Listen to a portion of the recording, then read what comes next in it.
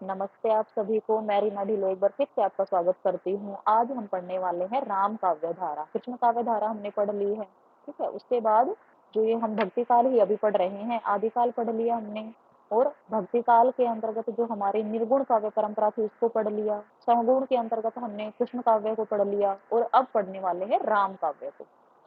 तो राम काव्य धारा की विशेषताएं क्या है वो देख लेते हैं। पहले तो सगुण रूप में सगुण रूप में राम की लीलाओं का गायन किया गया। सगुण की भाई वो ईश्वर का मुख माथा स्वीकार करते हैं कि हमारे ईश्वर देखने में ऐसे हैं, ऐसा उनका रंग रूप, ऐसे कपड़े पहनते हैं, ऐसे चलते हैं, वो सब चीजें। दास्य भाव की भक्ति है कि दास भाव की, लोक रक्षण या लोक मंगल की भावना है, मर्यादा का भाव है, समन्वय की भावना है, नीति व उपदेश की प्रधानता है, शक्तिशील व सौंदर्य का चित्रण है, अहंकार का त्याग है, अवधि व ब्रज भाषा का प्रयोग आदि किया गया है।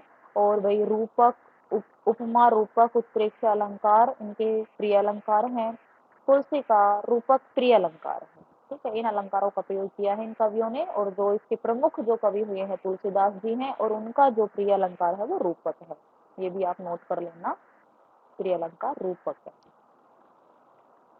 कहते हैं ना राम घनश्याम, कि मेरी जो प्यास है वो तो एक ही नाम से बुझेगी, वो है राम घनश्याम, अर्थात राम रूपी बादल से। ऋग्वेद के राम अन्य राम हैं कि ऋग्वेद में जिस राम का वर्णन है वो इन राम से अलग है, जो तुलसीदास के आराध्य हैं या और जो कवियों ने जिनका गुणगान किया है। इस राम नाम का प्रयोग सबसे पहले वाल्मीकि रामायण में मिलता है, ठीक है। वाल्मीकि की रामायण में इन राम का सबसे पहले जिक्र मिलता है। वैष्णव भक्ति का आधार ग्रंथ, कि भाई ये जो विष्णु के अवतार थे श्री राम, भागवत पुराण माना जाता है। सर्वप्रथम राम शब्द ऋग्वेद में मिलता है, परंतु यह पूजनीय आराध्य देवता राम न होकर किसी व्यक्ति के संबंध में आया हुआ शब्द लगता है, अर्थात ऋग्वेद में राम भक्ति का कोई उल्लेख नहीं है। पांच रात्र का संबंध विष्णु से जोड़ा जाता है। पांच रात्र में रात्र शब्द का अर्थ है ज्ञान, परम तत्व, मुक्ति, भुक्ति, योग तथा विषय संसार। इन पांच विधियों को पांच रात्र धर्म कहते हैं, ठीक है। इनको परम तत्व, मुक्ति, भुक्ति, योग तथा विषय, इनको पांचों को हम पांच रात्र की संज्ञा देते हैं। यहाँ राम के अवतार लेने की कथा का वर्णन है, परंतु स्पष्ट रूप से तो राम भक्ति का उल्लेख वाल्मीकि द्वारा रचित रामायण में ही देखने को मिलता है, स्पष्ट रूप से रामायण में। राम भक्ति से संबंधित कुछ प्रमुख कवि हैं। पहले हैं रामानुजाचार्य। इनका जो जन्म है 1016 ईस्वी में माना जाता है।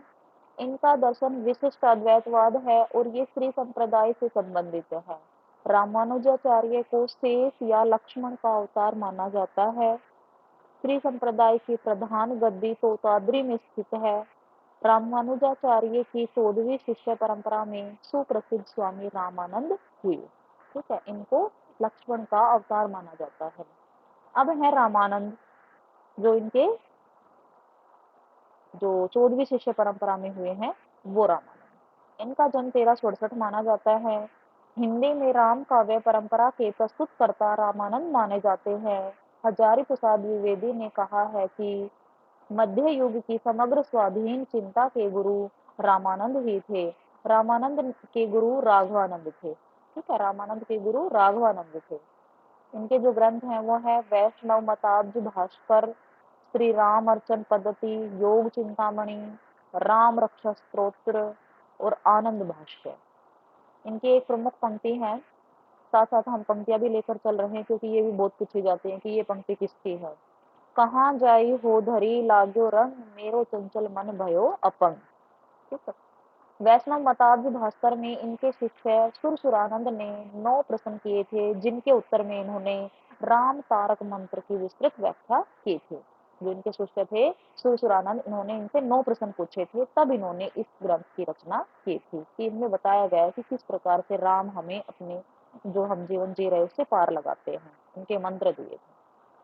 वेरी वेरी इंपॉर्टेंट, विष्णुदास ने वाल्मीकि की रामायण का हिंदी में रामायण कथा नाम से अनुवाद किया।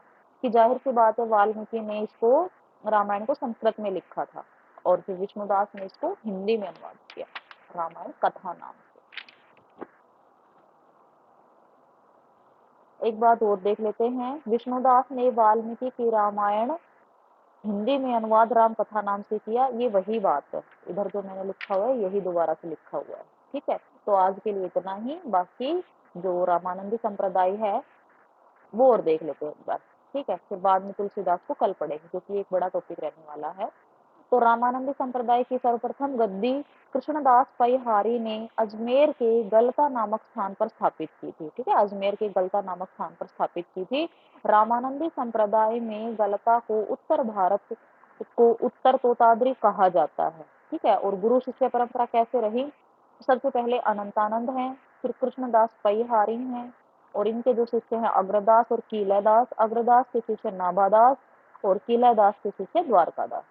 ठीक है, तो इसी के साथ ये वीडियो यहीं समाप्त करती हूँ। अगर आपको मेरी वीडियो अच्छी लगती है, आपके लिए थोड़ी बहुत भी यूजफुल है, तो मेरे चैनल को सब्सक्राइब कीजिए, लाइक कीजिए, शेयर कीजिए, कमेंट कीजिए। धन्यवाद।